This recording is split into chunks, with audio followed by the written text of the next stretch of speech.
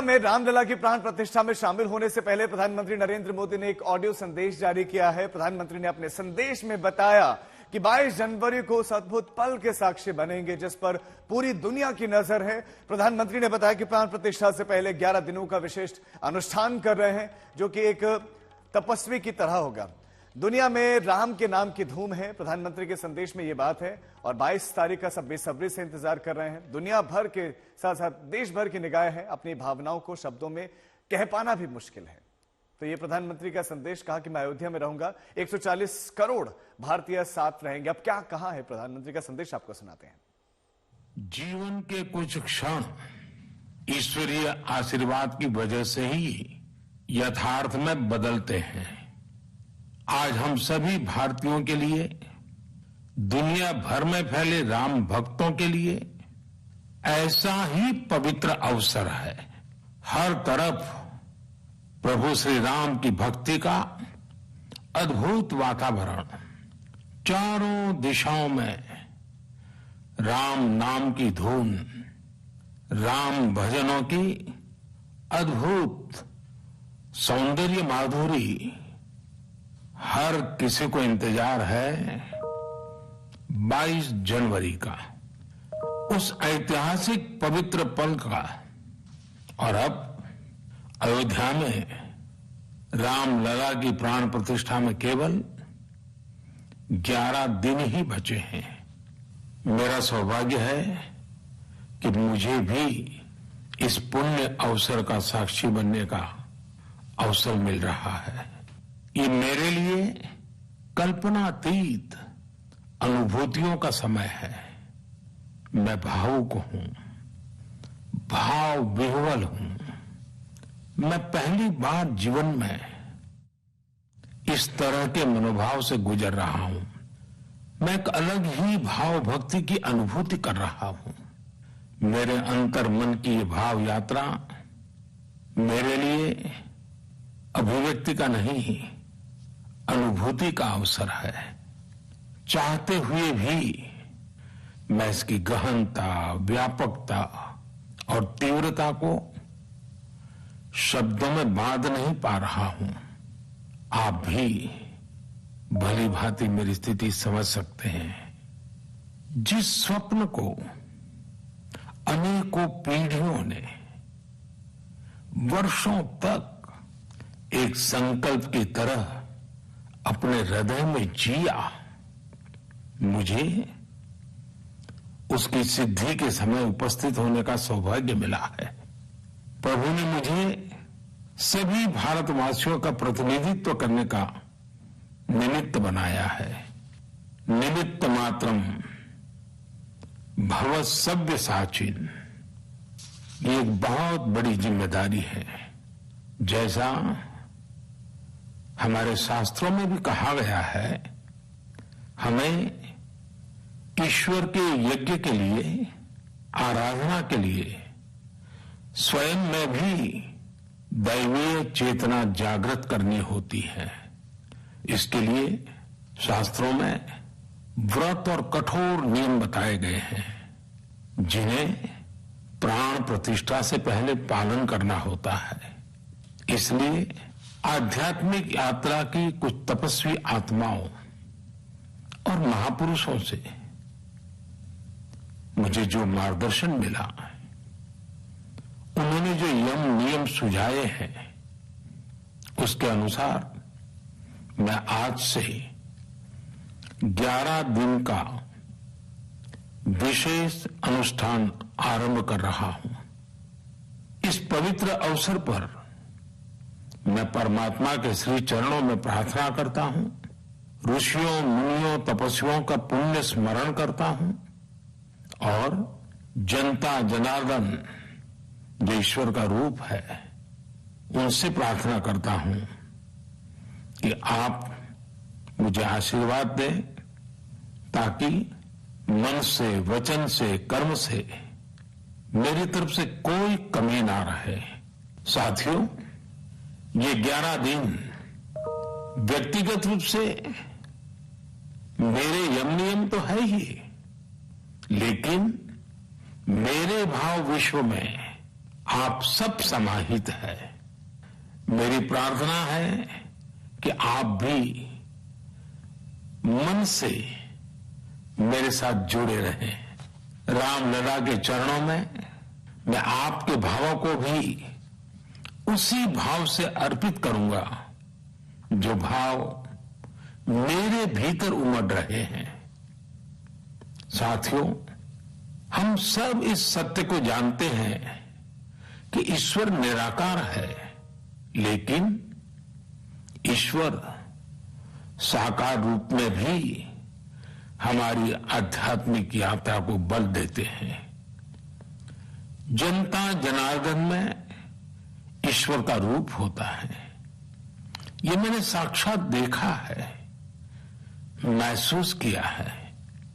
लेकिन जब ईश्वर रूपी वही जनता शब्दों में अपनी भावनाएं प्रकट करती है, आशीर्वाद देती है, तो मुझ में भी नई ऊर्जा का संचार होता है।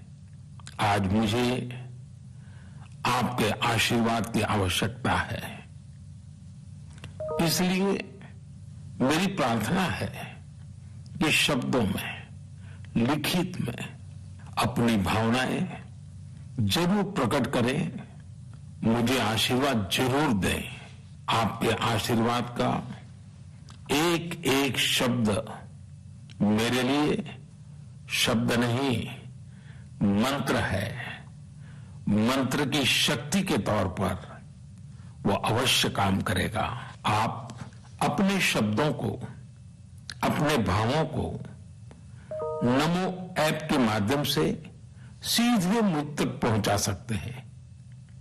आइए हम सब प्रभु श्री राम की भक्ति में डूब जाएं। इसी भाव के साथ आप सभी राम भक्तों को कोटि कोटि नमन।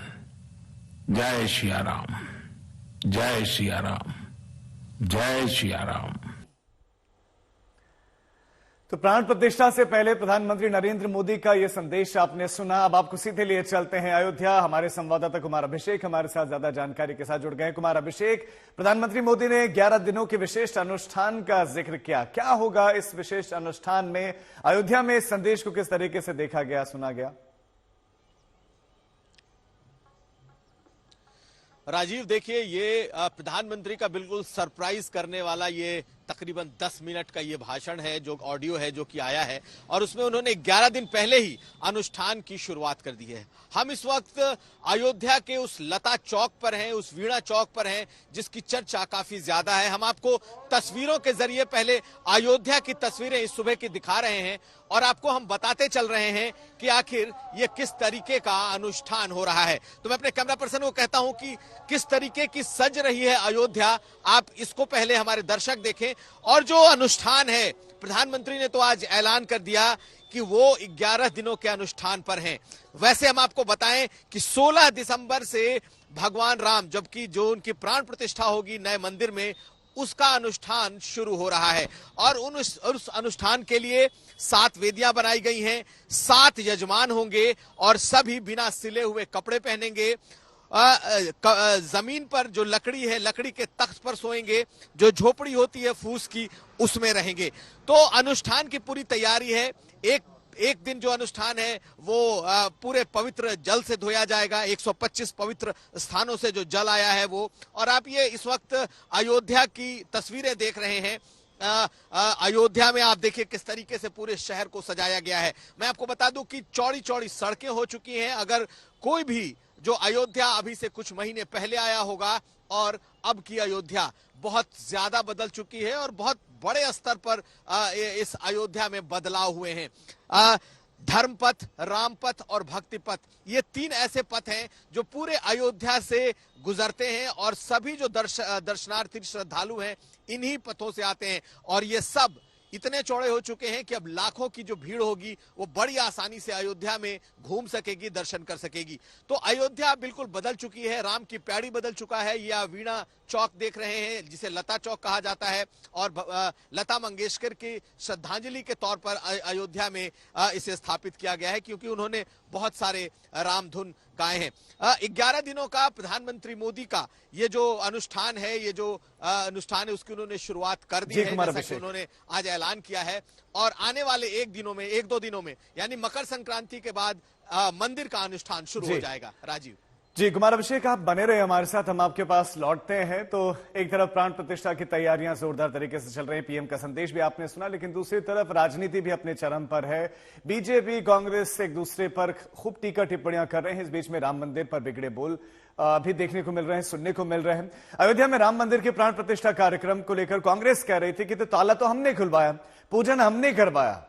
अब कहा जा रहा है कि राम बीजेपी के हैं और रावण उनके हैं। राम रावण का ये जो युद्ध है, इस पर अभी आकर पहुंच गया है। क्या कुछ कहा जा रहा है दोनों तरफ से, सुनाते हैं आपको। के लिए मजार पे चले जाते हैं टोकरी लेकर के, लालू जी, नीतीश जी, तेजस्वी जी टोकरी लेकर के, लगता है कि नया शेख आ गए। लेकिन मंदिर जाने में उनको अपमान महसूस होता हो तो होता हो। राम सनातन के प्रतीक हैं, सनातन के लिए एक तरह से स्वाभिमान का विषय है, और इस स्वाभिमान को चोट पहुंचाने का जो काम करेगा उसे हिंदू समाज भी आने वाले दिनों में उसका जवाब। तो क्या शंकराचार्य भी एंटी राम हैं? वो भी एंटी हिंदू हैं? और बल्कि चारों शंकराचार्य नहीं, बहुत से और ऐसे धर्माधीश हैं जिनका मैंने सुना है टीवी पर कि वो नहीं जा पाएंगे। किसी ने कोई कारण दिया है, किसी ने कहा है कि मंदिर पूरा नहीं हुआ। मैं उनमें नहीं जाना चाहता, जो भी जिसका जो कारण हो वो उसका सम्मान होना चाहिए। क्या वो सब एंटी हिंदू हैं? तो आपने तो इसको एक पॉलिटिकल कार्यक्रम बनाया है और इसीलिए आपकी प्रतिक्रिया भी पॉलिटिकल है। तो कांग्रेस की तरफ से निमंत्रण में अस्वीकारा किया और कहा गया कि वो नहीं जाएंगे। इस पर बीजेपी लगातार हमलावर है। साक्षी महाराज की तरफ से बयान आया है, उन्होंने क्या कुछ कहा, सुनाते हैं। कहा तो कांग्रेस कह रही थी ताला हमने खुलवाया, पूजन हमने कराया। अब वो राम बीजेपी के हैं, रावण उनके हैं। तो रावण युद्ध का हश्र क्या हुआ वही 2024 में होगा।